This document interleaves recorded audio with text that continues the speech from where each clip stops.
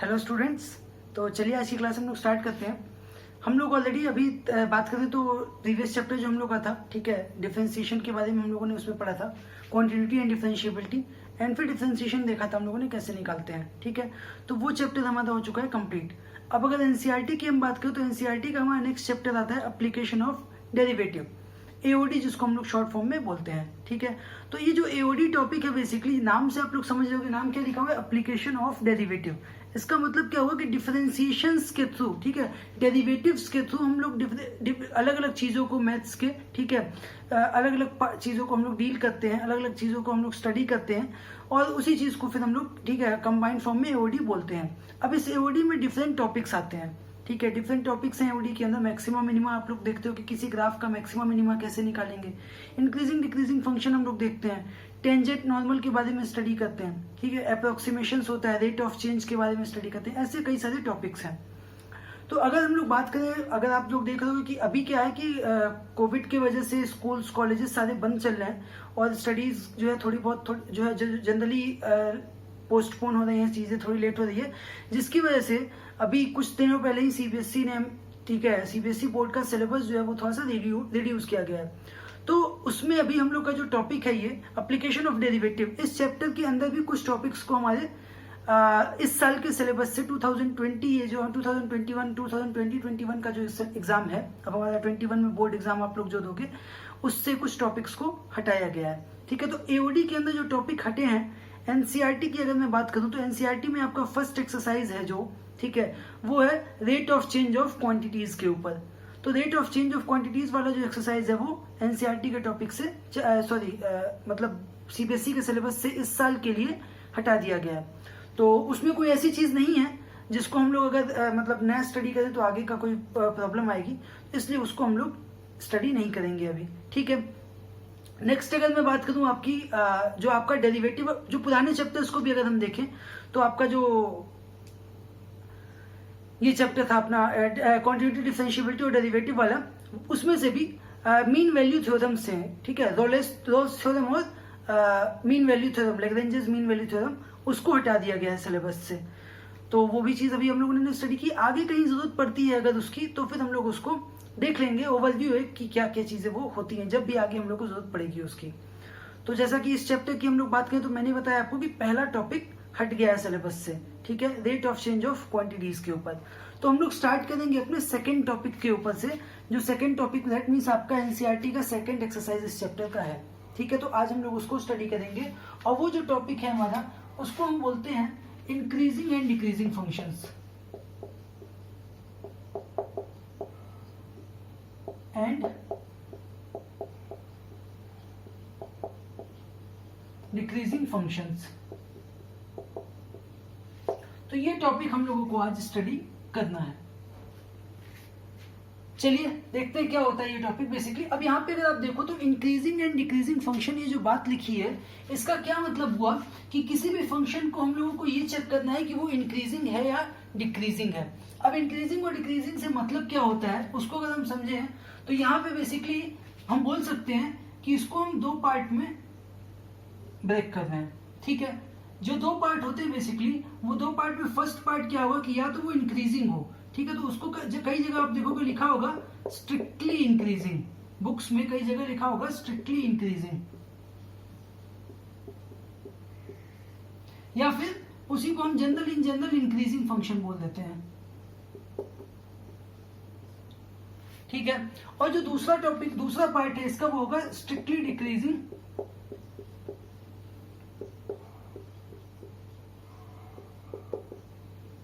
या फिर in general decreasing, ठीक है। अब स्ट्रिक्टली इंक्रीजिंग और डिक्रीजिंग का ये मतलब हो गया कि फॉर एग्जांपल मैंने क्या किया, कोई एक पर्टिकुलर ग्राफ फंक्शन है fx, ठीक है। अब उस फंक्शन को कोई भी y is equal to F X एक फंक्शन हमारे सामने गिवन है। अब इस y is equal to F X function को मान लेते हैं कि क्या है कि कोई भी एक रैंडम इसका एक ग्राफ है, ठीक है। फॉर एग्जाम्पल मान लो आपकी ये ग्राफ है, ठीक है। अब होगा क्या, इस ग्राफ में हम लोगों ने दो पॉइंट्स लिए, इसका डोमेन हम लोगों ने उस डोमेन के अंदर मान लेते हैं कि इसका डोमेन कुछ भी है, ए टू बी इसका डोमेन है, ठीक है। मान लेते हैं कि डोमेन है ए टू बी। उस पार्ट के अंदर हम लोगों ने क्या किया, ए टू बी में ए ये है और बी ये है पॉइंट, ठीक है। अब ए और बी पॉइंट, ए से बी डोमेन के अंदर हम लोगों को भी दो पॉइंट्स लेने हैं, ठीक है। जैसे कि मान लेते हैं कि फॉर एग्जांपल मैंने यहाँ पे एक पॉइंट ले लिया x1 और यहाँ पे ये पॉइंट ले लिया x2। इस ग्राफ के अंदर, इस ग्राफ पे इसके डोमेन के अंदर, इस डोमेन के अंदर मतलब क्या है कि x1 x2 मैंने दो नंबर्स लिए such that x1 x2 belongs to क्या है, a to b, ठीक है। अगर ये दोनों इस डोमेन के अंदर जो दो पॉइंट्स हम लोगों ने लिए हैं, अगर ऐसा हो जाए, वो दो पॉइंट्स किस तरीके से हैं, अगर आप देखो तो x1 क्या है, छोटा है, और x2 बड़ा है। x1 तो यहीं तक है तो वो छोटा हो गया, x2 यहां तक है तो वो बड़ा हो गया, x एक्सिस से अगर हम बात करें तो, ठीक है। y is equal to F X function है, तो यहां पे कंडीशन ये बनती है कि if x1 less than x2 है, ठीक है, x1 लेस देन x2 अगर है, एंड fx1 भी क्या हो जाए, लेस देन fx2 हो जाए, ठीक है। x1 लेस देन x2 है, दैट मीन्स कि fx1 भी fx2 से छोटा हो जाए। या फिर हम उसको उल्टा बोल सकते हैं कि अगर x2 जो है x1 से बड़ा हो तो fx2 भी fx1 से बड़ा हो, मतलब फंक्शन को x कोऑर्डिनेट जो है वो भी अगर छोटा है तो उसके फंक्शन की उसका करस्पॉन्डिंग y भी छोटा मिले, और अगर x बड़ा है तो करस्पॉन्डिंग y भी बड़ा मिले। अगर ऐसा है तो हम लोग बोलेंगे कि वो फंक्शन क्या है, इंक्रीजिंग फंक्शन है, ठीक है।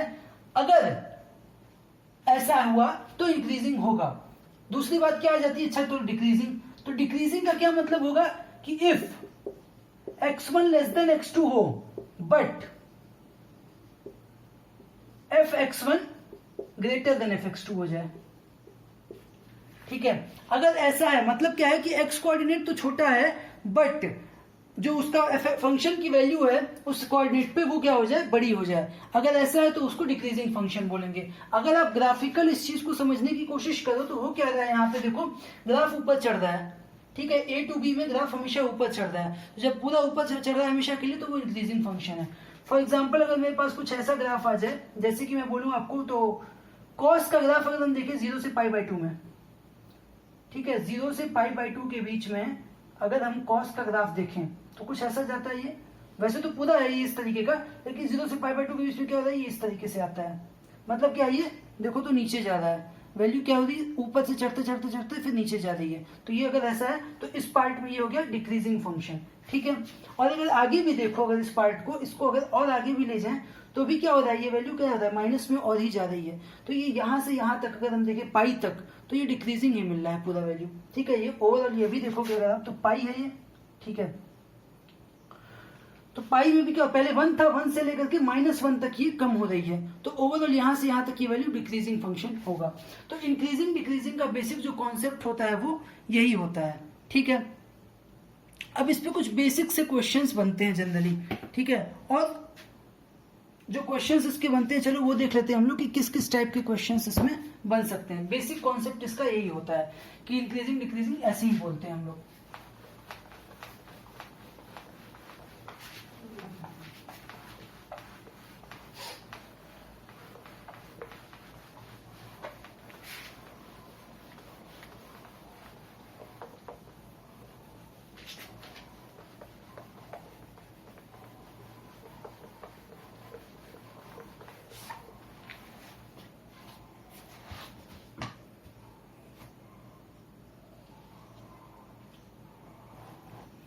ठीक है, जैसे कि मान लो एक क्वेश्चन लिखा हुआ है, show that fx is equal to X square is strictly increasing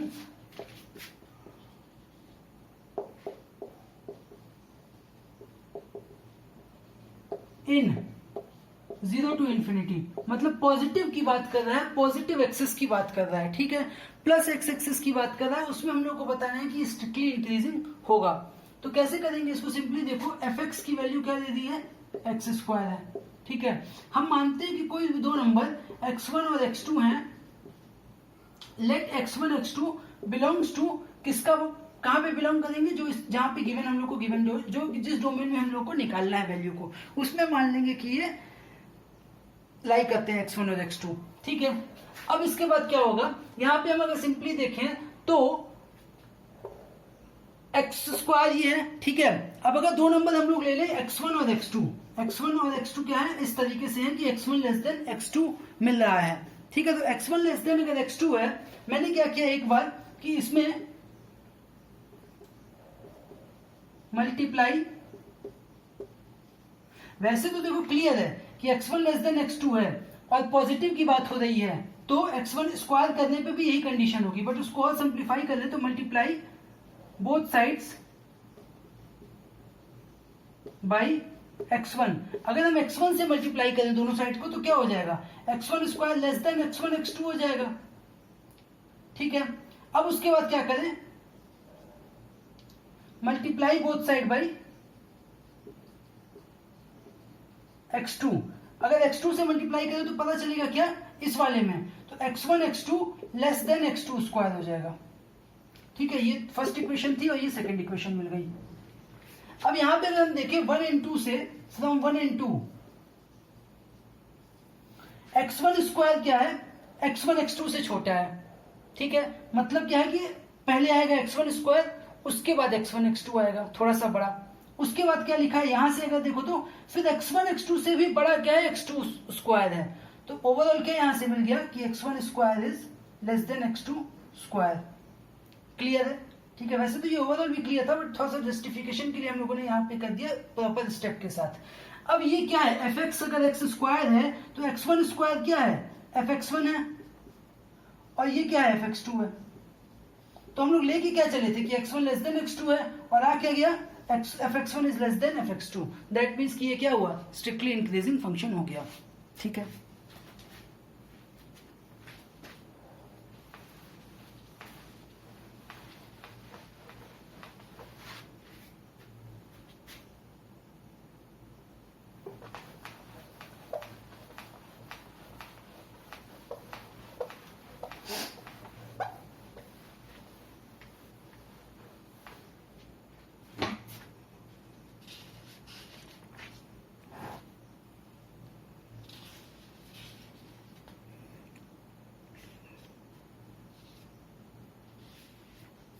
अब देखो क्या होता है यहाँ पे इंक्रीजिंग डिक्रीजिंग फंक्शन के अंदर ही हम लोग को एक चीज होती है जिसको हम बोलते हैं monotonic function, monotonicity of function, ठीक है।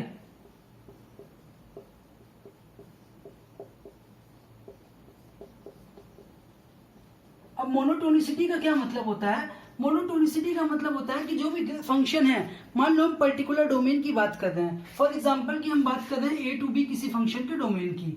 अब कई बार क्या होगा कि इसी पर्टिकुलर डोमेन के अंदर फंक्शन किसी पार्ट में इंक्रीजिंग होगा, किसी पार्ट में डिक्रीजिंग होगा, ठीक है। जैसे कि मैं अगर बात करूं ओवरऑल, तो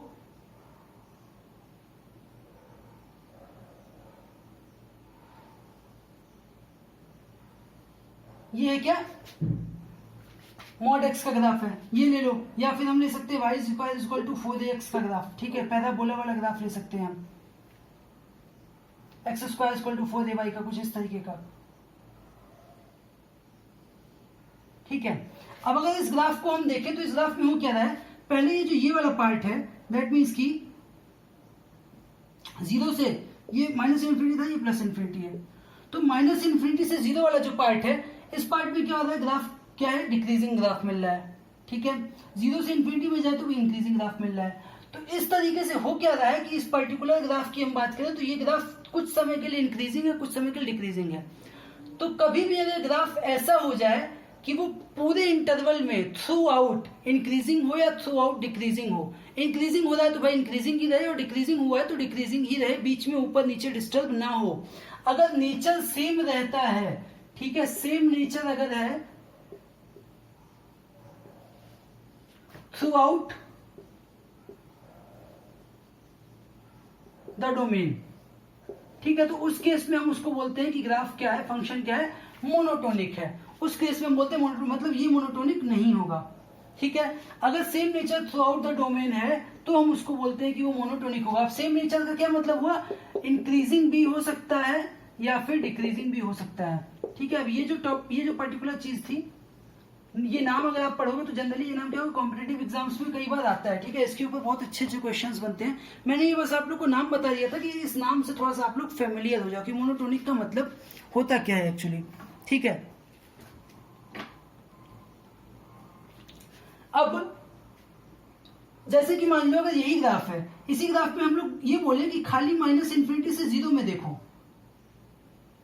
तो ये मोनोटोनिक होगा, क्योंकि फिर क्या हो रहा है, खाली डिक्रीजिंग हो रहा है। अगर हम बात करें कि अच्छा जीरो से लेकर के इन्फिनिटी में देख लो, सॉरी, ठीक है, तो ये मोनोटोनिक होगा, क्योंकि फिर क्या हो रहा है, खाली इंक्रीजिंग ही हो रहा है। तो उस पर्टिकुलर जो भी डोमेन बोल लो, या फिर मैं ये बोल लो कि हाँ जो भी इंटरवल गिवन है उस पर्टिकुलर उस इंटरवल की हम बात करें, तो उस इंटरवल में क्या हो रहा है कि ये स्ट्रिक्टली इंक्रीजिंग, या तो इंक्रीजिंग हो या डिक्रीजिंग हो, तो ये फंक्शन मोनोटोनिक होगा।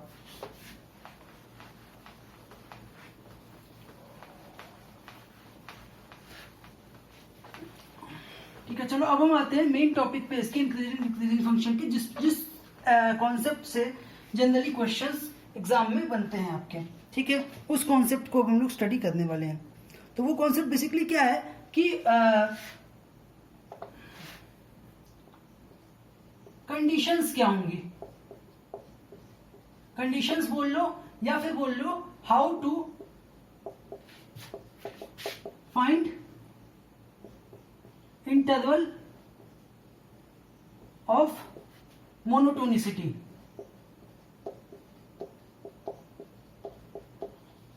मतलब क्या हुआ कि जैसे मैंने आपको बोला था कि क्या कि कोई भी पर्टिकुलर फंक्शन है, उस फंक्शन का ग्राफ कैसा भी हो सकता है। जैसे कि अगर यही ग्राफ है मान लो, ठीक है, इसी तरीके का कुछ ग्राफ है, तो अब ये ग्राफ की अगर हम बात करें तो हो क्या रहा है, कुछ पार्ट के लिए डिक्रीजिंग है, कुछ पार्ट के लिए इंक्रीजिंग है। ओवरऑल ये फंक्शन मोनोटोनिक नहीं है।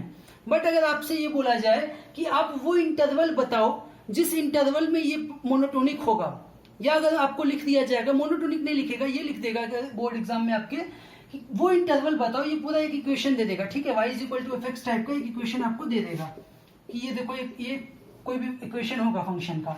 अब बोलेगा कि इसमें वो इंटरवल बताओ जिस इंटरवल में ये फंक्शन इंक्रीजिंग हो या फिर जिसमें डिक्रीजिंग हो, ऐसा आपको लिख देगा। तो वो निकालना है, तो हम लोग किस तरीके से निकालेंगे इसको स्टडी चलो करते हैं। तो इसके लिए एक कॉन्सेप्ट यूज होता है, ठीक है, वो कॉन्सेप्ट है क्या कि मान लो मेरे पास y is equal to F X का ग्राफ जो है एक फंक्शन दे दिया है। ठीक है, अब इस फंक्शन में हम लोग करेंगे क्या, एफ डैश एक्स निकालेंगे। अगर ये एफ डैश एक्स का दो कंडीशन बनेगी, ये एफ डैश एक्स क्या हो सकता है, या तो पॉजिटिव हो सकता है और या तो निगेटिव हो सकता है। अगर पॉजिटिव है, जिस रेंज में जिस इंटरवल में पॉजिटिव आएगा उस इंटरवल में ये फंक्शन क्या होगा, इंक्रीजिंग हो जाएगा, और जहां पर निगेटिव आए वहां पर क्या हो जाएगा, डिक्रीजिंग हो जाएगा। ये बहुत बेसिक साइज का कॉन्सेप्ट है। ठीक है, एफ डैश एक्स जहां पे ग्रेटर देन जीरो है वहां पे इंक्रीजिंग होगा, और जहां पे लेस देन जीरो है वहां पे डिक्रीजिंग हो जाएगी फंक्शन की जो भी वैल्यू है। डिक्रीजिंग ग्राफ मतलब हम उसको बोलेंगे। ये कॉन्सेप्ट था हमारा। अब इसके ऊपर क्वेश्चंस जनरली बोर्ड में जो आएंगे आपके एग्जाम्स वगैरह में, वो इसी के ऊपर बनते हैं, तो उन क्वेश्चंस को देख लेते हैं कि चलो कि कैसे होगा वो। ठीक है,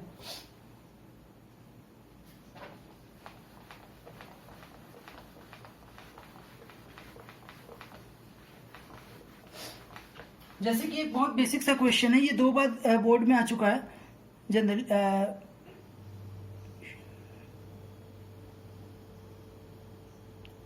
एफ एक्स की वैल्यू दे दी है हमारे पास 2x square, sorry 2x cube minus 9x square plus 12x plus 15। ठीक है, ये फंक्शन की वैल्यू हमारे पास गिवन है। अब क्या बोला है कि वो इंटरवल बताओ, पहला केस क्या है कि जिस इंटरवल में फंक्शन का हो क्या हो, इंक्रीजिंग हो, और दूसरा क्या बताओ जहां पे डिक्रीजिंग हो।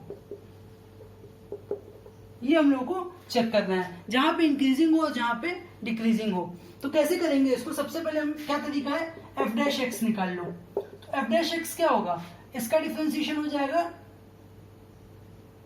एक्स क्यूब का 3x स्क्वायर होता है, तो 3 इंटू 2 6x स्क्वायर हो गया, माइनस एक्स स्क्वायर का क्या होता है 2x, तो 9 इंटू 2x 18x हो गया, और ये हो जाएगा प्लस 12।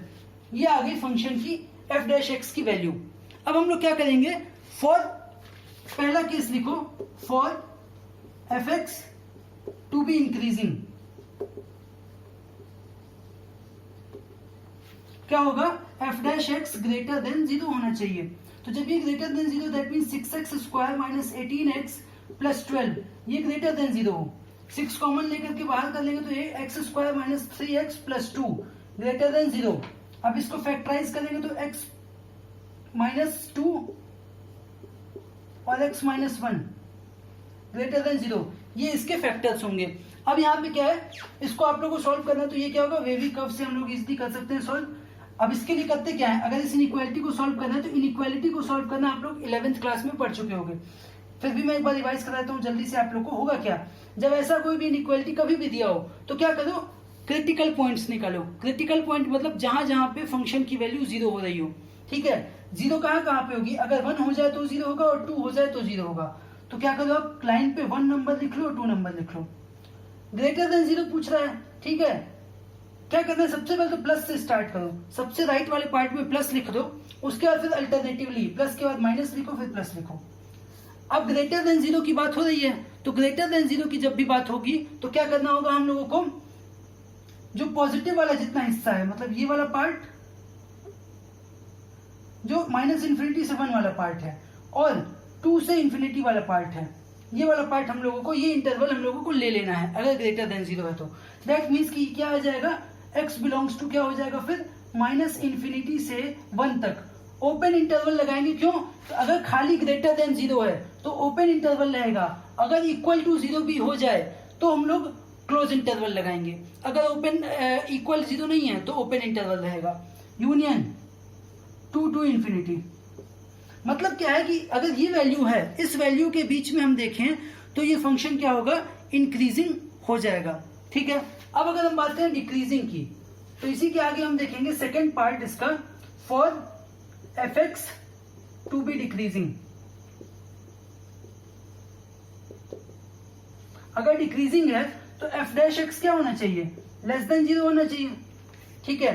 अगर F dash x less than 0 हो दैट मीन्स की 6x square minus 18x plus 12 less than 0, x square minus 3x plus 2 less than 0, x minus 1 x minus 2 less than 0। Again क्या करेंगे, 1 और 2 प्लस माइनस प्लस। अब की बात पूछा है लेस देन 0, तो लेस देन 0 में जो निगेटिव वाला इंटरवल, जिस इंटरवल में निगेटिव वैल्यू है वो वाला ले लेंगे। तो इंटरवल क्या है, 1 to 2, x belongs to 1 to 2। तो मतलब क्या हुआ कि 1 to 2 के बीच में ये फंक्शन डिक्रीजिंग होगा और बाकी इधर अगर देखेंगे तो ये इंक्रीजिंग हो जाएगा, ठीक है। तो यही इसका फाइनल आंसर होगा। इस तरीके से क्वेश्चन हम लोग को करने हैं, ठीक है। चलो नेक्स्ट क्वेश्चन और देख लेते हैं इसमें।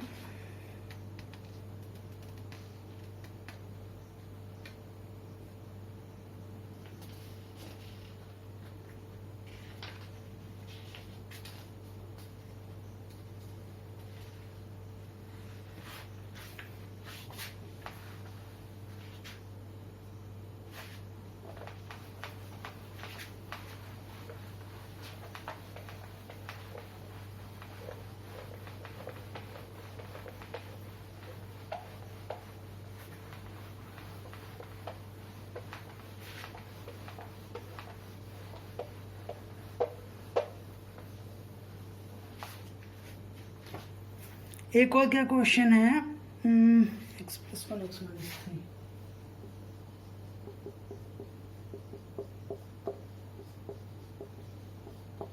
ये क्या हुआ है, फंक्शन की वैल्यू दी है x प्लस 1 होल क्यूब और x into X minus 3 whole cube, ठीक है। बताना अगेन वही चीज कि कहाँ पे इंक्रीजिंग होगा, किस इंटरवल में, और किस इंटरवल में डिक्रीजिंग होगा। तो अगेन क्या करेंगे हम लोग, एफ डैश एक्स निकालेंगे। एफ डैश एक्स क्या हो जाएगा, इस पूरे का पहले क्या करेंगे, ये देखो आप, अगर आप इस चीज को देखो ओवरऑल तो हम लोग इसको दो तरीके से, या तो फिर डायरेक्टली क्यूब क्यूब है, ठीक है, तो अलग अलग पार्ट में कर लें। एक ऑप्शन ये बनता है और दूसरा ऑप्शन क्या है कि भाई मल्टीप्लाई अंदर पहले पूरा कर दें और होल पावर क्यूब लगा दें, ठीक है। दोनों ऑप्शन हमारे पास हैं यहाँ पर। तो करेंगे क्या, देखो अलग अलग चलो करके देख लेते। तो फर्स्ट फंक्शन है तो ये फर्स्ट फंक्शन का differentiation, sorry first function as it is लिख दो, इनटू डिफरेंशिएशन ऑफ सेकेंड, तो डिफरेंशिएशन ऑफ सेकेंड हो जाएगा D by D X of X minus 3 whole cube plus second function differentiation of first function.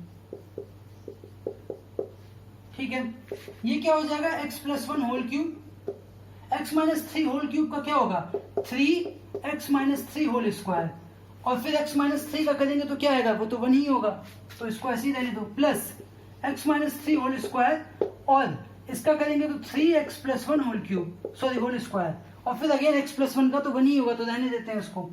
यहां से हम क्या कर सकते हैं 3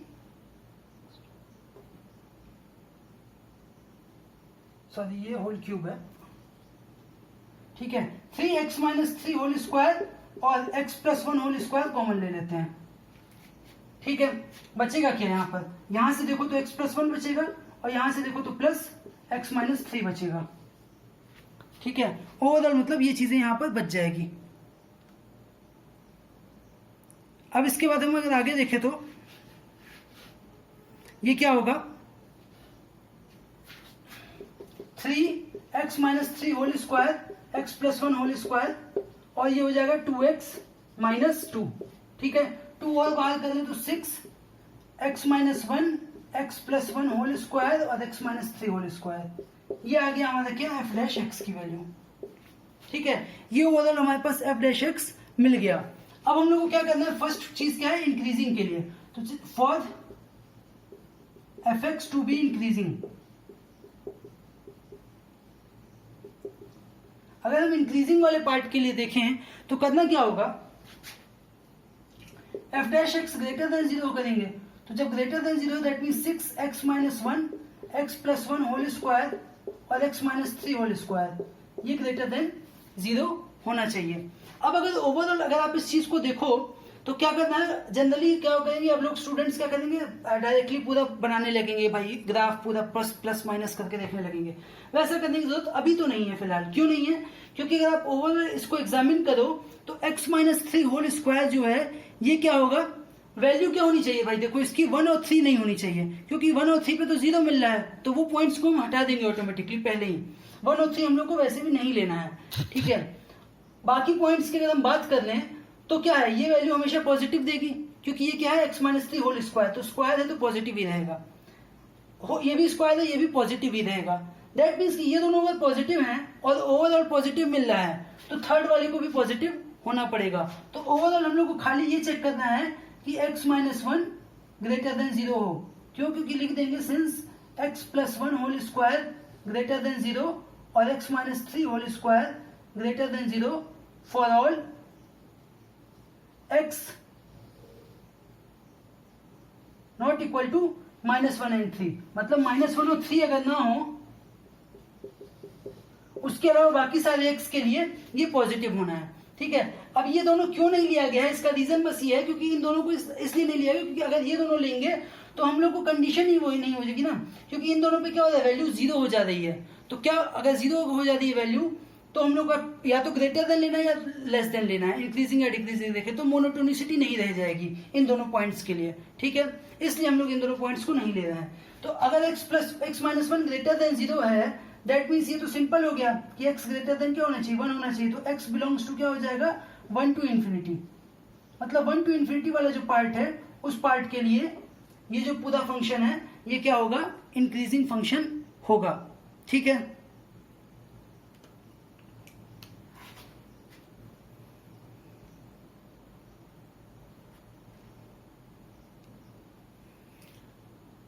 लेकिन अब यहाँ पे क्या बात आ गई कि -1 और 3 तो नहीं होना चाहिए, यहाँ पे ये भी बोला था कि भाई 3 भी नहीं होना चाहिए वैल्यू उसकी, तो 3 नहीं लेना है तो इसको हटाने के लिए क्या करना पड़ेगा, 1 से इन्फिनिटी के बीच में ही 3 भी आता है, तो इसलिए हम लोग क्या लिखेंगे यहाँ पर कि x बिलोंग्स टू 1 to 3। ठीक है, और 3 पे ओपन लगा दो यूनियन, फिर 3 पे ओपन लगा करके इन्फिनिटी लिख दो। तो इसका क्या मतलब होगा कि बस 3 एक पॉइंट है जिसको हम लोग हटा रहे हैं, बाकी सारे पॉइंट को हम लोग ले रहे हैं। ठीक है, अब डिक्रीजिंग की अगर हम बात करें तो डिक्रीजिंग के लिए क्या हो जाएगा, fx को डिक्रीजिंग जब करेंगे तो f dash x less than 0 होना चाहिए।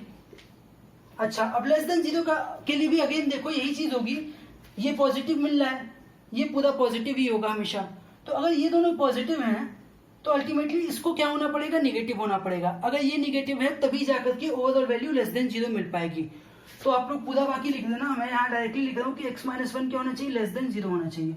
अगर x माइनस 1 लेस देन 0 है दैट मीन्स कि x लेस देन 1 होना चाहिए, और लेस देन 1 में भी -1 हम लोगों को नहीं लेना है, बाकी सारे पॉइंट्स लेने हैं। तो x बिलोंग्स टू क्या हो जाएगा, -∞ से -1 यूनियन -1 to 1। ठीक है, ये आ जाएगा ओवरऑल इंक्रीजिंग और डिक्रीजिंग का वो, कि यहाँ पे इंक्रीजिंग है और यहाँ पे डिक्रीजिंग है। ठीक है,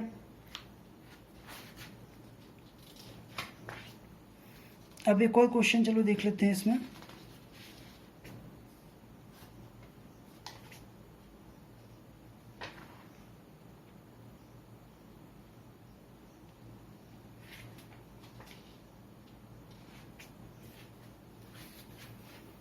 एक और क्वेश्चन है, ये नेक्स्ट जो हम लोग करने वाले हैं एनसीईआरटी का भी है और ये बोर्ड में भी आ चुका है क्वेश्चन। अच्छा क्वेश्चन है काफी, थोड़ी सी अलग कैटेगरी का है, इसको हम लोग कर देंगे बस, तो ये टॉपिक ऑलमोस्ट ये फिर कंप्लीट हो जाएगा।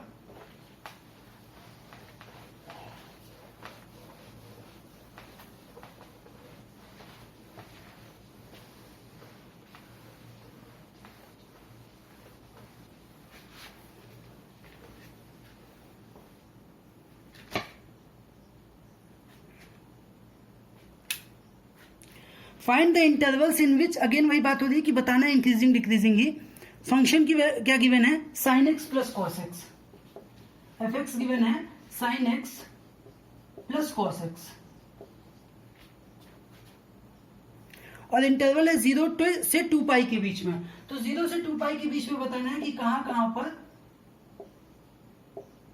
इंक्रीजिंग और कहां पर डिक्रीजिंग मिलेगा, ये चेक करना है। तो यहाँ पे देखो सिंपल सी बात है कि एफ एक्स हम लोगों को मिल गया है यहाँ पे क्लियरली, तो इसको क्या करना पड़ेगा हम लोग को, पहली चीज तो ये है कि sign X plus cos x है, तो दोनों को एक साथ डील करना थोड़ा सा कॉम्प्लिकेटेड होगा। हम लोग को बनाना पड़ेगा इसको एक ही में, या तो साइन में बना लें या फिर कॉस में बना लें, तो करेंगे।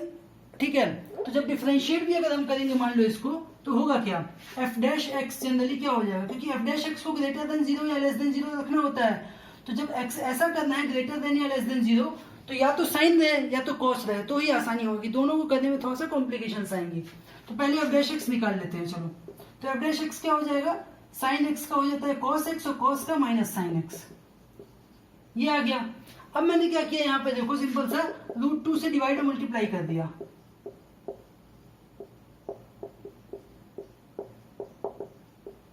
ठीक है, अच्छा √2 1/√2 अगर ये देखो तो किसकी वैल्यू होती है, यहाँ पे ये है साइन π/4 और यहाँ पे ये है कॉस π/4।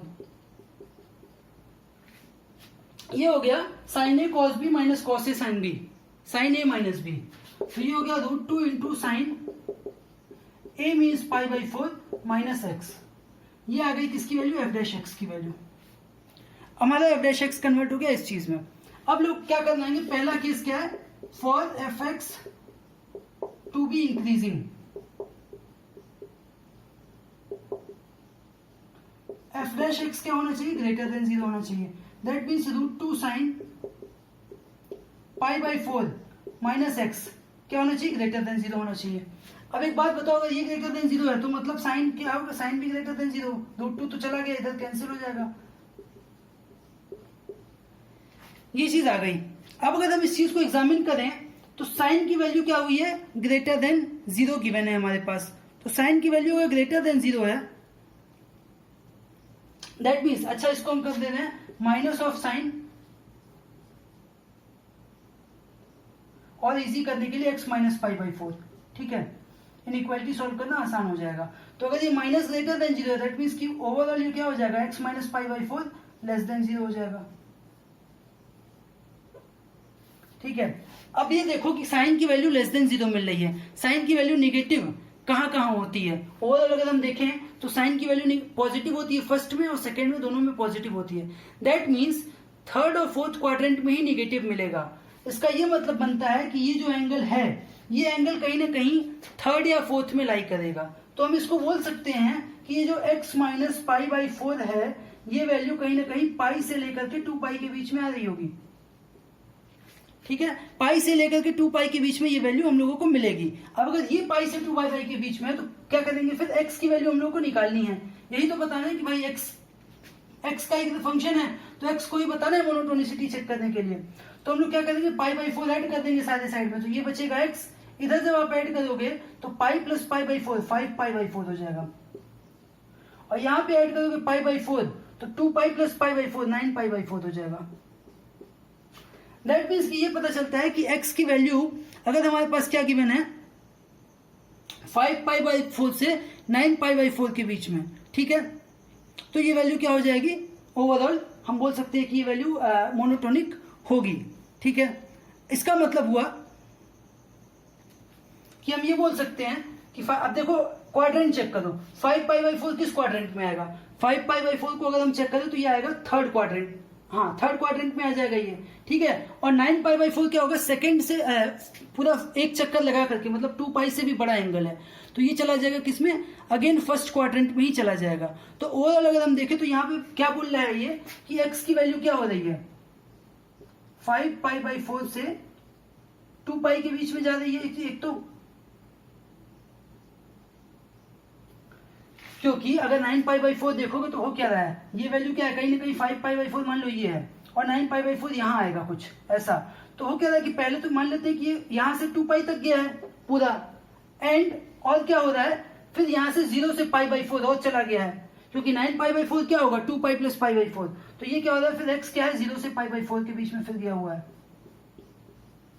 तो एक्चुअली इसका ये यहाँ पे क्लियर आएगा। अब इसको हम लोग क्या कर सकते हैं, लिख सकते हैं किसके फॉर्म में, इंटरवल के फॉर्म में। तो इंटरवल के फॉर्म में हो जाएगा 0 से π/4 कॉमा 5π/4 से 2 पाई। कभी भी एंगल्स को रिप्रेजेंट करना हो इस तरीके से कभी भी, ठीक है, तो हम जो 4 क्वाड्रेंट्स हमारे पास है, मतलब 0 से 2 पाई उसी के बीच में रिप्रेजेंट करते हैं। अगर ज्यादा आ रही है वैल्यू तो फिर हम उसको देखते हैं कि कहां से, मतलब किस क्वाड्रेंट में आ रही है एग्जैक्ट वैल्यू, तो उसमें ब्रेक करके इस तरीके से उसको हम लोग लिखते हैं। ठीक है, तो ये पता चलिए कि अच्छा इसमें तो ये इंक्रीजिंग है। अब डिक्रीजिंग का केस चलो देख लेते हैं। तो डिक्रीजिंग के लिए क्या होगा,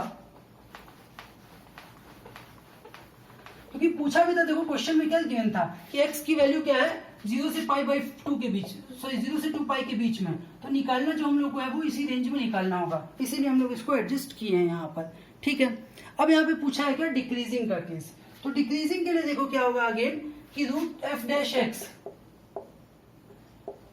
लेस देन 0 हो जाएगा।